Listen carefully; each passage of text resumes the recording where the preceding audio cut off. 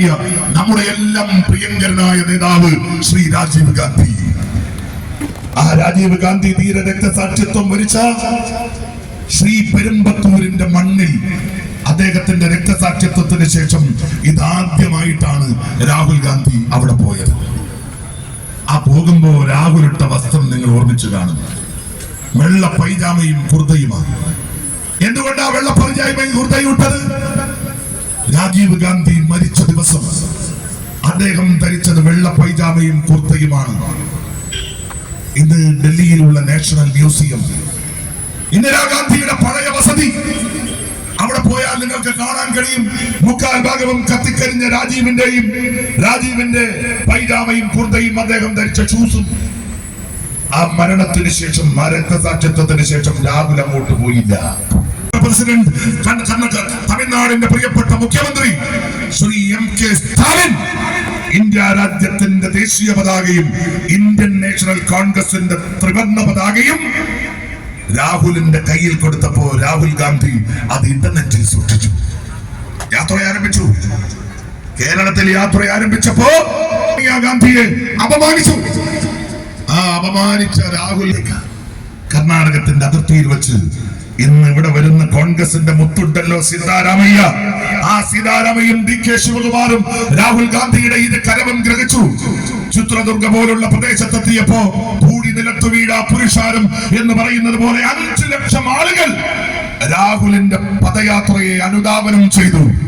കർണാടകയിൽ BJP സിസ്റ്റത്തോട് ചേർന്ന് നിൽക്കുന്ന വഴി അവിടെ പ്രിയങ്കരനായ മുഖ്യമന്ത്രിക്ക് ഈ വേദിയിലേക്ക് കടന്നു വരാൻ ഒരുക്കി കൊടുക്കണം എന്ന് വിനീതമായി അഭ്യർത്ഥിക്കുകയാണ്.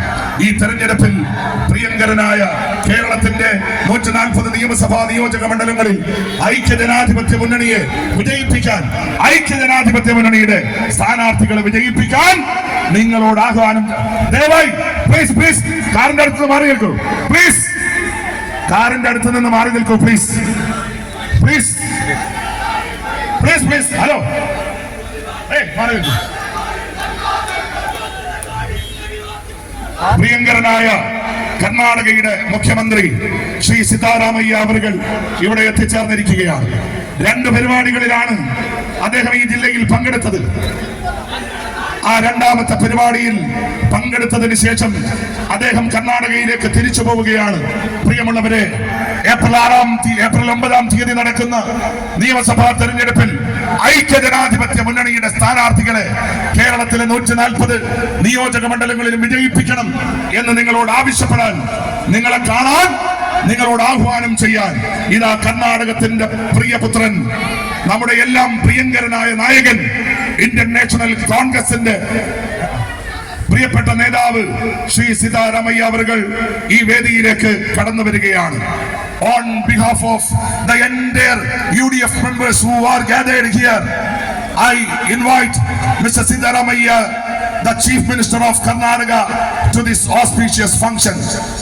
പ്രിയമുള്ളവരെ, നമ്മുടെ പ്രിയപ്പെട്ട മുഖ്യമന്ത്രി ഈ വേദിയിലേക്ക് കടന്നു വരികയാണ്. അദ്ദേഹത്തെ അഭിമാനപൂർവ്വം സ്വാഗതം ചെയ്യുന്നു. അദ്ദേഹത്തോടൊപ്പം നിരവധിയായിട്ടുള്ള കർണാടകയിൽ നിന്നുള്ള മന്ത്രിമാരും ഈ വേദിയിലേക്ക് കടന്നു വരികയാണ്. കേരളത്തിലെ ഐക്യജനാധിപത്യ മുന്നണിയുടെ വിജയത്തിനായി, പോരാട്ടത്തിനായി നിങ്ങളെ ആഹ്വാനം ചെയ്യാൻ കർണാടകത്തിന്റെ മുഖ്യമന്ത്രി ഇവിടെ എത്തിച്ചേർന്നിരിക്കുന്നു. Mr. Siddharamaiah, the beloved Chief Minister of Karnataka, to this auspicious function. Thank you so much. Jai UDF.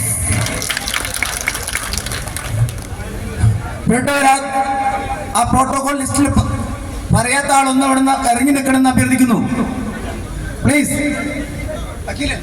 പ്രിയമുള്ളവരെ, ഈ യോഗ നടപടികൾ ആരംഭിക്കുകയാണ്. യോഗത്തിന് സ്വാഗതം ആശംസിക്കുന്നതിന് വേണ്ടി തെരഞ്ഞെടുപ്പ് കമ്മിറ്റി കൺവീനർ ശ്രീ മാഹിൻ ഗലോട്ടിനെ ഒരു കാര്യം ആവശ്യപ്പെടുകയാണ്. ഈ മാസം 9-ാം തീയതി തെരഞ്ഞെടുപ്പ് നടക്കുമ്പോ ആ തെരഞ്ഞെടുപ്പിൽ ഐക്യ ജനാധിപത്യ മുന്നണിക്ക് വോട്ട് ചെയ്യാൻ വേണ്ടി ഒരുങ്ങി നിൽക്കുന്ന പുതിയ വോട്ടർമാർ നിങ്ങളുടെ തൊട്ടടുത്ത ജില്ലയായ കർണാടകയിലെ മംഗലാപുരത്തും സുള്ളിയിലും അതുപോലെ തന്നെ മറ്റു സ്ഥലങ്ങളിലും പഠിക്കുന്ന ഞങ്ങളുടെ മക്കളുണ്ട്. ആ മക്കൾക്ക് വോട്ട് ചെയ്യാൻ അന്നേ ദിവസം നിങ്ങൾ കർണാടകയിൽ വിദ്യാഭ്യാസ അവധി കൊടുക്കണമെന്ന് വളരെ വിനയത്തോടുകൂടി ആവശ്യപ്പെടുകയാണ് ബഹുമാനപ്പെട്ട CM-നോട്. നിങ്ങൾക്ക് എല്ലാവർക്കും വേണ്ടി ആദ്യമായി സ്വാഗതം. നമ്മുടെ പ്രിയങ്കരനായ DCC പ്രസിഡന്റ് ഫൈസൽ അവർകളെ നിങ്ങൾക്ക് എല്ലാവർക്കും വേണ്ടി ആദ്യമായി സ്വാഗതം ചെയ്യുകയാണ്. നമ്മുടെ പ്രിയങ്കരനായ കാസർഗോഡുമായി എല്ലാ തെരഞ്ഞെടുപ്പിലും ബന്ധം പുലർത്തുന്ന വിനയകുമാർ സർക്കെ അവരുകളെ നിങ്ങൾക്ക് എല്ലാവർക്കും വേണ്ടി ആദ്യമായി സ്വാഗതം ചെയ്യുകയാണ്. ഇവിടെ ഇരിക്കുന്ന മുഴുവൻ നേതാക്കന്മാരെയും സ്വാഗതം വേണ്ടിയാണ് നമ്മുടെയൊക്കെ കോൺഗ്രസിന്റെ തറവാട്ട് കാരണവർ കർണാടകത്തിലെ പ്രിയപ്പെട്ട മുഖ്യമന്ത്രി ശ്രീ സിദ്ധാരാമയ്യ ഇവിടെ എത്തിച്ചേർന്നിരിക്കുന്നത്. അതുകൊണ്ട് തന്നെ പ്രസംഗിക്കുന്നില്ല, അദ്ദേഹത്തിന് വേണ്ടി ഞാൻ വഴിമാറുകയാണ്. ഈ യോഗം ഉദ്ഘാടനം ചെയ്യുന്ന സംസാരിക്കുന്നതിന് വേണ്ടി ബഹുമാന്യനായ കർണാടക മുഖ്യമന്ത്രി ശ്രീ സിദ്ധാരാമയ്യ അവരുടെ ആദരവോടെ ക്ഷണിക്കുകയാണ്. വേണ്ടി 1.5 മണിക്കൂർ നേരം പ്രസംഗിച്ച ബാലകൃഷ്ണ പെരിയ അവരുകളെ നിങ്ങൾക്ക് എല്ലാവർക്കും വേണ്ടി ആദ്യമായി സ്വാഗതം ചെയ്യുന്നു. ബഹുമാനപ്പെട്ട കർണാടക മുഖ്യമന്ത്രി 2 കോടി രൂപയാണ് കയ്യാർ കിങ്ങറൈ ഭവനത്തിനു വേണ്ടി ഇവിടെ തീരുമാനിച്ച് നടപ്പിലാക്കിയിട്ടുള്ളത്.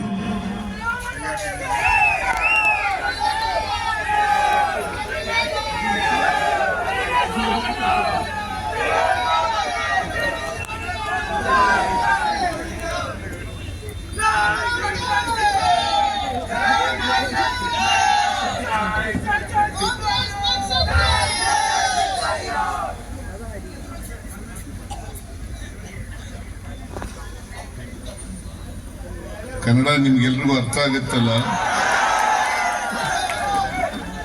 ಯಾಕಂದ್ರೆ ನನಗೆ ಮಲಯಾಳಂ ಬರಲ್ಲ.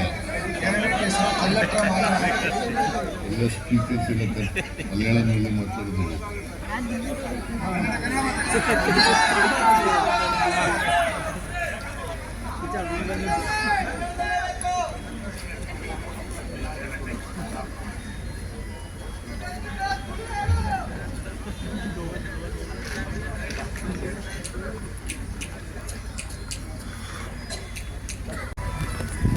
ಅಭ್ಯರ್ಥಿಯಾದಂಥ ಶ್ರೀ ಕಲ್ಲಾತ್ರರಾವ್ ಮೋಹಿನ್ ಆಜಿ ಅವರೇ,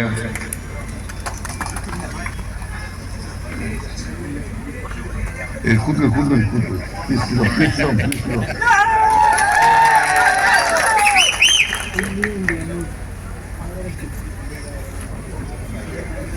ಕರ್ನಾಟಕ ಸರ್ಕಾರದ ಸಣ್ಣ ನೀರಾವರಿ ಸಚಿವರಾದಂಥ ಶ್ರೀ ಬೋಸರಾಜು ಅವರೇ,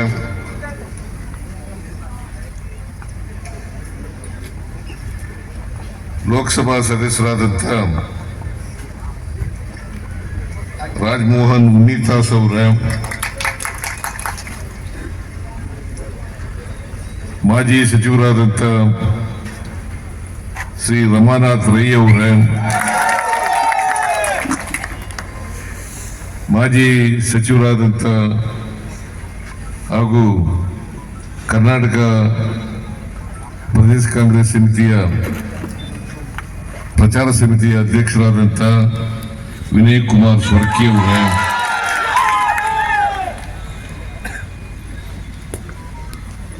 ಜಿಲ್ಲಾ ಕಾಂಗ್ರೆಸ್ ಅಧ್ಯಕ್ಷರಾದಂಥ BK ಫೈಜಲ್ ಅವರೇ,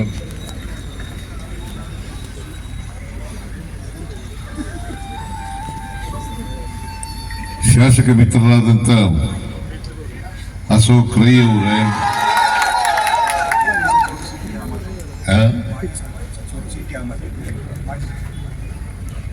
ಮಾಜಿ ಸಚಿವರಾದಂಥ ಅಹಮದ್ ಆಲಿ ಅವರೇ, ಇತರೆ ಎಲ್ಲ ನಮ್ಮ ಪಕ್ಷದ ಕಾಂಗ್ರೆಸ್ ಪಕ್ಷದ ಮುಖಂಡರುಗಳೇ,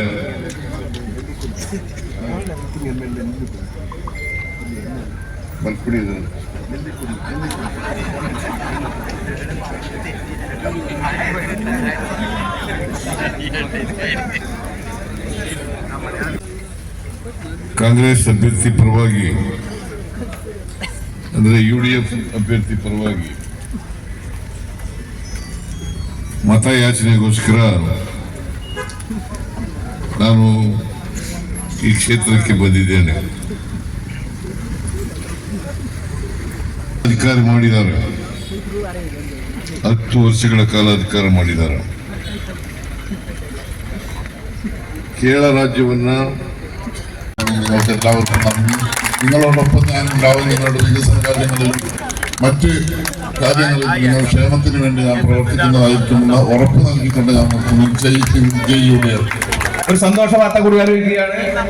കാനടുക്ക ഗ്രാമപഞ്ചായത്ത് കുണ്ടാറിൽ നിന്നും BJP രാഷ്ട്രീയം ഉപേക്ഷിച്ച് ഇന്ത്യൻ നാഷണൽ കോൺഗ്രസ് അംഗങ്ങളായി വരാൻ തീരുമാനിച്ച ശ്രീ മനോജിനും ശ്രീ രതീഷിനെയും ബഹുമാനപ്പെട്ട കാസർഗോഡ് MP ശ്രീ രാജ്മോഹൻ ഉണ്ണിത്താൻ ಮುಖ್ಯಮಂತ್ರಿಯಾಗಿರುವಾಗ ಕೇರಳ ಏನು ಅಭಿವೃದ್ಧಿಯಾಗಿತ್ತು ಅದಕ್ಕಿಂತ ಕೆಳಗಡೆ ಹೋಗಿದೆ ಅಂತಕ್ಕಂಥದ್ದನ್ನು ಇವತ್ತು ಕೇರಳದಲ್ಲಿ ನೋಡಲಿಕ್ಕೆ ಸಾಧ್ಯ ಆಗ್ತದೆ. ಕಳೆದ 10 ವರ್ಷಗಳಲ್ಲಿ ನಿರುದ್ಯೋಗದ ಸಮಸ್ಯೆಯನ್ನು ಬಗೆಹರಿಸಲಿಕ್ಕೆ ಯಾವ ಪ್ರಯತ್ನನೂ ಕೂಡ ಮಾಡಲಿಲ್ಲ. ಕರ್ನಾಟಕದಲ್ಲಿ ನಿರುದ್ಯೋಗ 2.5%. ಕರ್ನಾಟಕದಲ್ಲಿ ನಿರುದ್ಯೋಗ 2.5%. ಕೇರಳದಲ್ಲಿ 8% ಇದೆ. ಇದಕ್ಕೆ ಕಾರಣ ಉದ್ಯೋಗವನ್ನು ಸೃಷ್ಟಿ ಮಾಡೋದ್ರಲ್ಲಿ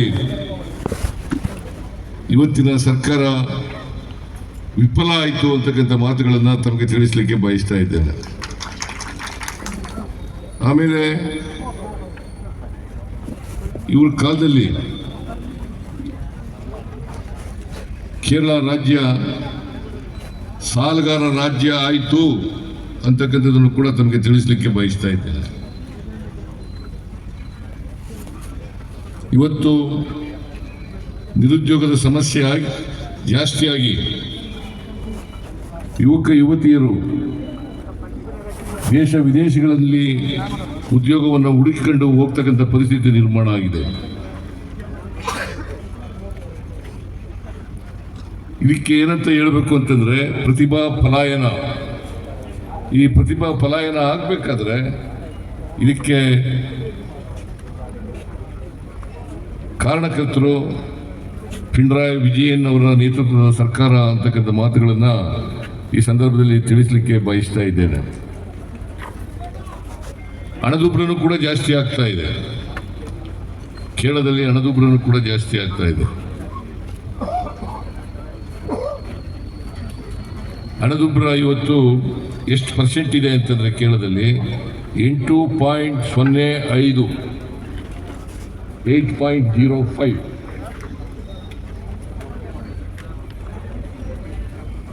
ಕರ್ನಾಟಕದಲ್ಲಿ 2ರಿಂದ 4% ಮಾತ್ರ ಇದೆ. 2ರಿಂದ 4% ಮಾತ್ರ ಇದೆ. ಫಿಸ್ಕಲ್ ರೆಸ್ಪಾನ್ಸಿಬಿಲಿಟಿ ಆಕ್ಟ್ ಎಲ್ಲ ರಾಜ್ಯಗಳಲ್ಲೂ ಕೂಡ ಇದೆ, ದೇಶದಲ್ಲೂ ಕೂಡ ಇದೆ. ಫಿಸ್ಕಲ್ ರೆಸ್ಪಾನ್ಸಿಬಿಲಿಟಿ ಆಕ್ಟ್ನಲ್ಲಿ 3 ನಿಬಂಧನೆಗಳನ್ನು ಹೇಳ್ತಾರೆ. ಒಂದು, ರೆವಿನ್ಯೂ ಸರ್ಪ್ಲಸ್ ಇರಬೇಕು. ಒಂದು ರಾಜ್ಯ ಆರ್ಥಿಕವಾಗಿ ಸುಭದ್ರವಾಗಿರಬೇಕಾದ್ರೆ, ಆರೋಗ್ಯಕರವಾಗಿರಬೇಕಾದ್ರೆ 3 ಮಾನದಂಡಗಳು ಬಹಳ ಮುಖ್ಯ. ಒಂದು, ರೆವಿನ್ಯೂ ಸರ್ಪ್ಲಸ್ ಇರಬೇಕು. ರೆವಿನ್ಯೂ ಸರ್ಪ್ಲಸ್ ಇಲ್ಲ. ಕೇರಳದಲ್ಲಿ ರೆವಿನ್ಯೂ ಡಿಫಿಸಿಟ್ ಇದೆ. ಇನ್ನೊಂದು, ಫಿಸ್ಕಲ್ ಡಿಫಿಸಿಟ್ 3%ಗಿಂತ ಕಡಿಮೆ ಇರಬೇಕು. ಫಿಸ್ಕಲ್ ಡಿಫಿಸಿಟ್ 3%ಗಿಂತ ಕಡಿಮೆ ಇರಬೇಕು. ಆದರೆ ಕೇರಳದಲ್ಲಿ 3.5% ಇದೆ. ಅಂದರೆ ಫಿಸ್ಕಲ್ ರೆಸ್ಪಾನ್ಸಿಬಿಲಿಟಿ ಆ್ಯಕ್ಟನ್ನು ಇವರು ವೈಲೇಟ್ ಮಾಡಿದ್ದಾರೆ ಅಂತಕ್ಕಂಥ ಮಾತುಗಳನ್ನು ಈ ಸಂದರ್ಭದಲ್ಲಿ ಹೇಳಲಿಕ್ಕೆ ಬಯಸ್ತಾ ಇದ್ದೇನೆ. ಹಾಗಾಗಿ ಇವತ್ತು ಆರ್ಥಿಕವಾಗಿ ದಿವಾಳಿಯತ್ತ ಸಾಗ್ತಾ ಇದೆ ಕೇರಳ ಅಂತಕ್ಕಂಥ ಮಾತುಗಳನ್ನು ಕೂಡ ಈ ಸಂದರ್ಭದಲ್ಲಿ ತಾವೆಲ್ಲರೂ ಕೂಡ ತಿಳ್ಕೋಬೇಕು ಅಂತಕ್ಕಂಥದ್ದು ನನ್ನ ಭಾವನೆ, ನನ್ನ ಅಭಿಪ್ರಾಯ. ಆಮೇಲೆ